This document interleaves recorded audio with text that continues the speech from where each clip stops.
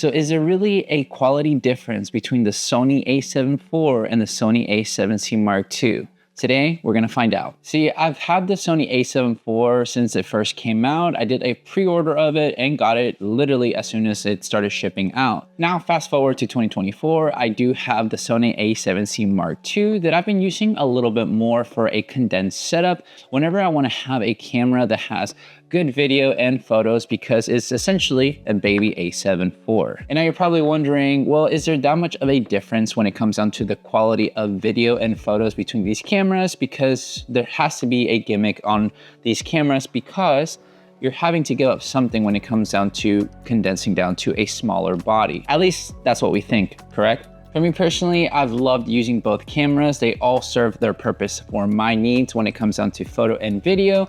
And recently I took the Sony A7C Mark II to New York City to create some content with whenever I was going to the US Open and around the city. For me personally, I thought that the video quality and the photo quality of the Sony A7C Mark II was great, but it did bring up a question that some people were asking me. Do I notice a major difference between the cameras that it could be more relevant to get one over the other when it comes down to the dynamic range, the fast and efficiency of the videos to compare to as well to the photos? And well, I'm curious to find out if there is that much major of a difference in the quality of between these cameras, and we're gonna find out together to see if there is or not. A lot of people will think that the dynamic range between these cameras might be different. And to be honest, if you haven't been able to tell while I'm filming right now, I've been using both camera setups within just this talking head kind of conversation. I've been using it where it comes down to shifting my head back and forth to talk between each camera, just so that I can try to test out how it'll look if you could have told, a difference between it already or not. I know it's not gonna be the biggest example just yet, but I just wanted to see how it would handle when it comes down to just being here inside if you wanted to have a 2-camera setup, whenever it comes down to having maybe the Sony A7 IV and the Sony A7C Mark II to have maybe an A cam right here while we have that B cam just kind of the side angle, as if you were doing maybe a mini documentary, interview, corporate, or anything of that sort. You might have something different when it comes down to the setup of how you would set up the cameras, but I just thought it'd be kind of interesting to test them out this way, just to have something different as if it was a little bit of an interview style. But yeah, overall, I think both these cameras are very efficient at what they do, and they are worth it, in my opinion, whichever one you want to go with. But we're gonna continue on to kind of put it a little bit through some more rigorous testing and see if we can find any other major differences. So now we're gonna go to a rooftop so I can show you guys some behind the scenes of how I captured some a little bit harsher lighting outside to see the comparison between both cameras to see if there was a major noticeable difference. So I wanted to come to this rooftop to do a little bit of a harsher lighting to test out the dynamic range between these two cameras. So here are the results.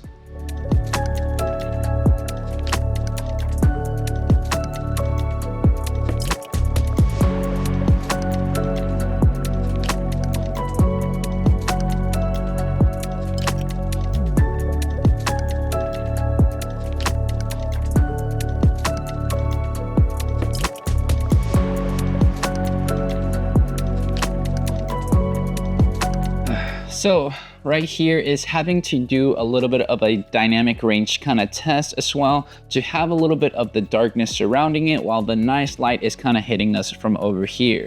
I simply just want to test out to see how it'll look within itself between each camera. So right now we have the Sony A7 IV that's showing you how it looks, and now we have the Sony A7C Mark II to showcase what they both look like right now, and you see them both side by side.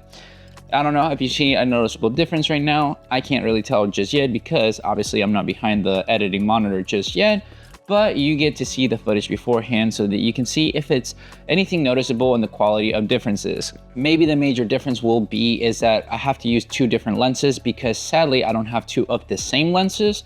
So that could be maybe a little bit of a giveaway when it comes down to the quality difference because of that. But I'm shooting them at the same, aperture, same focal length. So they're both at 35 millimeters, f2.8. I'm using the Tamron 35-150 on the A7 IV, and I'm using the Sigma 24-70 f2.8 on the A7C Mark II.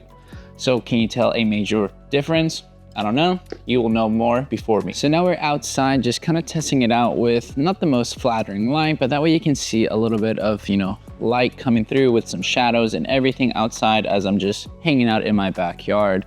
This will kind of just test out a little bit of somewhat of the, I guess if you will, the autofocus within these cameras, and as well the lighting and everything for the dynamic range, because the main test for me is going to be more the video side of it, because you want to see how much the dynamic range might affect it. With photos, I think you'll still have great capabilities with both cameras.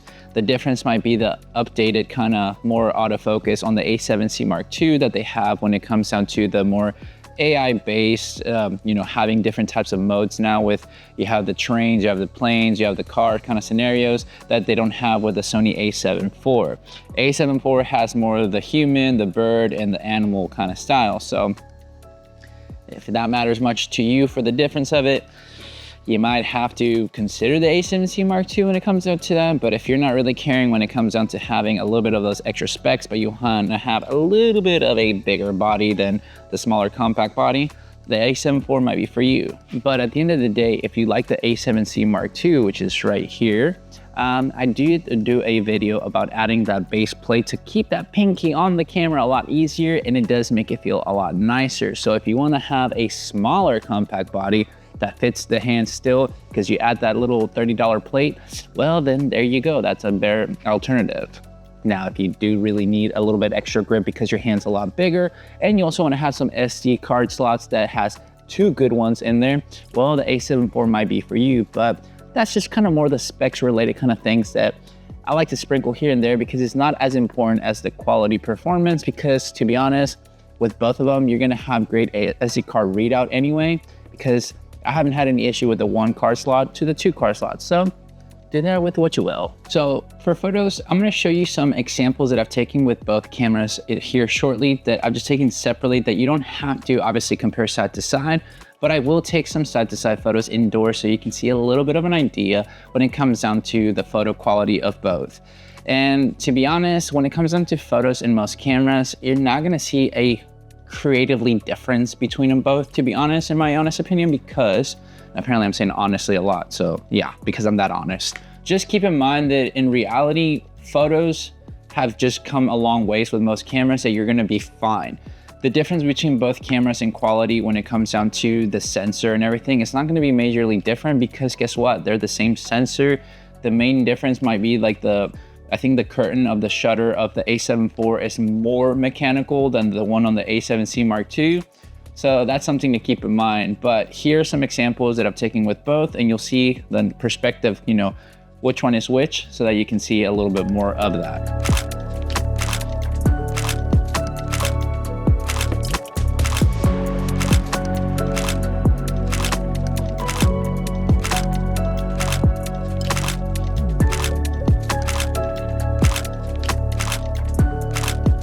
Now we're gonna take some photos in here with just that one light, because it has a little bit more of the dynamic range that we can have, so you guys can see a little bit of the difference of the photos and see if there's any major difference.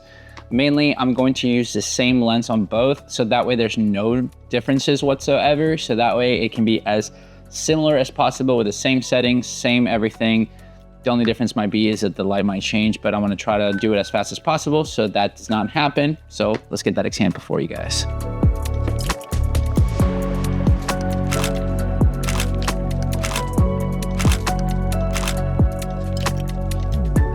Now I'm going to show you a little bit of the slow-mo difference for the 4K 60, since they're both crop censored. So it's not going to be anything crazy, but just mainly have a little bit of the video just showcasing with the light, so you can see the difference between them both and just go with that. I mean, to me, to be honest, if you're going to be doing some slow motion movement, that's on you. It's more about the quality difference of the dynamic range for me than anything else.